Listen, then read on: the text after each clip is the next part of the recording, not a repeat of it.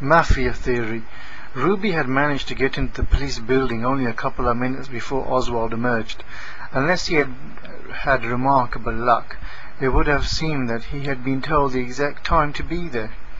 He told the police that he had acted entirely on his own initiative, because he was in emotional turmoil over Kennedy's death and wanted to save Miss Kennedy from the ordeal of having to appear as a witness at the assassin's trial. But this explanation hardly conformed to what was already known about his criminal character. The Warren Commission concluded that Oswald had acted alone out of private motives. But many people who have studied the case believe that the Commission was deprived of essential evidence and that Oswald was working for an agency that wanted Kennedy eliminated from the political scene. There are various theories currently circulating regarding the nature of this agency. The Mafia theory suggests that Kennedy was killed at the instigation of mobsters who were threatened by the efforts being made by the Kennedy administration to eradicate organized crime. And the Mafia had an additional reason for being angry with Kennedy. He had failed to oust the communist leader Fidel Castro from Cuba, where the Mafia had run the gambling and crime extremely profitably during the previous regime. There does seem to be evidence that the Mafia was involved with the assassination, though exactly to what extent remains unclear. Personal note, I don't think it's got anything to do with the Mafia. They don't work from about that distance they don't work through I've not known the Mafia, but then again I just watch films, they don't work from an angle through a window. If they're gonna do something, they do it openly, like he did with that bloke. Anyway, there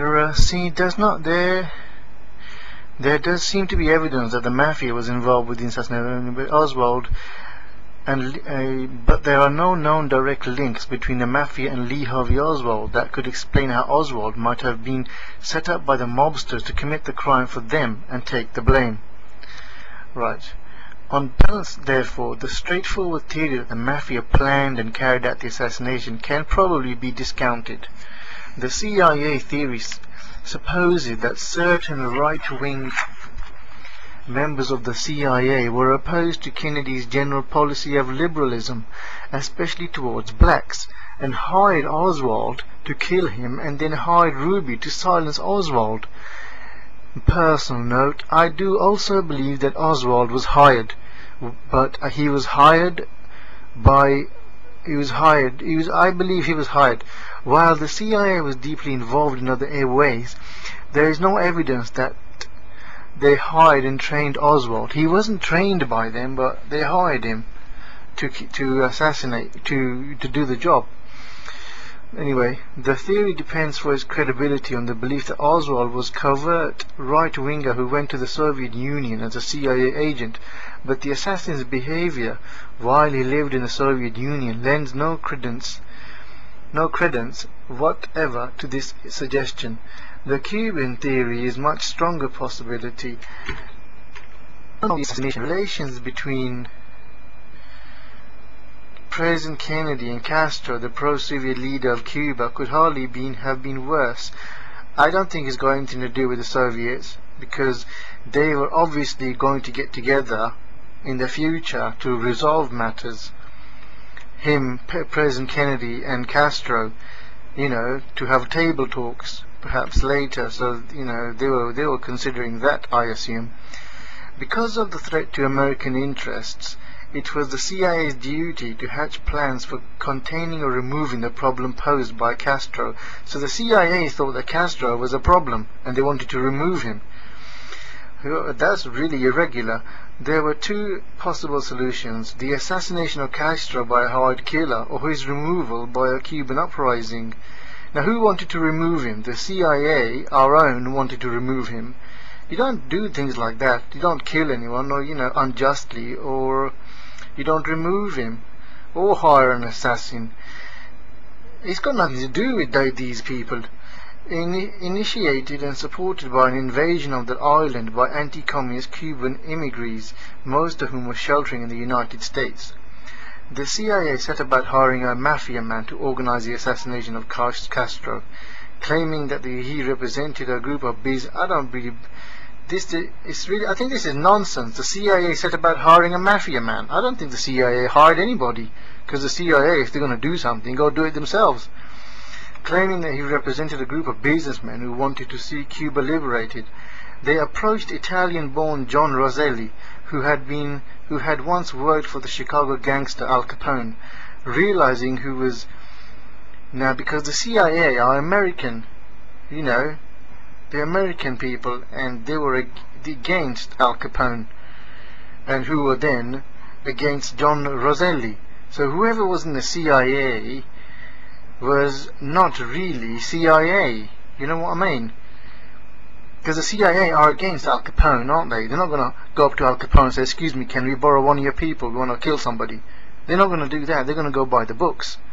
Anyway, realizing who was really behind the proposition, Roselli secured the support of a criminal who was believed to be the leader of the American mafia, Salvatore Sam Giancani, who was keen to restore his organization to its position in Cuba. He undertook, this man, American mafia Salvatore, he wanted to be in Cuba, so he didn't want nothing to do with America, so he wouldn't have done anything about President Kennedy, he couldn't care less. Anyway, he undertook to recruit emigre Cubans and dissidents in Cuba itself to kill Castro and other Cuban leaders who might replace him. Yeah, however, Salvatore might have had a hand in the Castro thing. Means the CIA technical department was to supply the means to achieve this. So whoever was working in the CIA at that time weren't really CIA, like nowadays when you get imposters in the MI5 or the Metropolitan Police Service who then, you know, spill the beans. These sort of people sort of come into the CIA or the Metropolitan Police Service after a little while and think that, you know, just to siphon information. So they're not really, you know, so before a person recruits these kind of people, one must delve into the depths of who it is we're dealing with or who is coming on board. Anyway, but plans to kill Castro came to nothing, and the CIA decided to concentrate on its second plan, to assist in the army of the Cuban refugees to invade the island.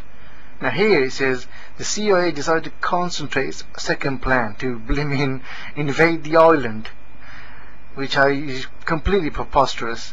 The exercise ended in ignominious failure when the invasion force surrendered in Cuba's Bay of Pigs. The CIA then, here it says Cuba's Bay of Pigs. Now the CIA, the people in the CIA who were imposters were apprehended at Cuban Bay of Pigs. Then the whole world is saying that the Americans are pigs. When true Americans wouldn't even act on such a thing. They wouldn't even do anything like that. Because they believe in peace and they believe in their homeland security. Anyway, the CIA was blamed for the disaster, and its chief, Alan Dulles, was forced to resign. Now this Alan Dulles is a Scottish-like name. More on the late president's untimely match later on. Thank you.